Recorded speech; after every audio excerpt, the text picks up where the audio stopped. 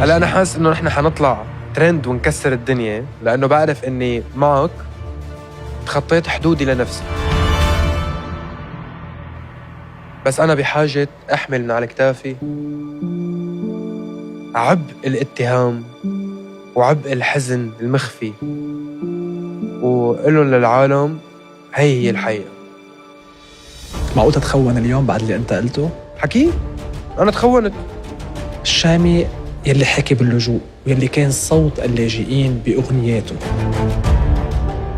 فجأة شافوا الشامي واصل على سوريا وبعدها تحت وصاية نظام الأسد.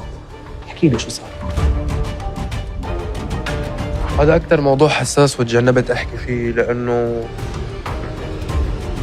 مثل اللي عم يلعب بالنار.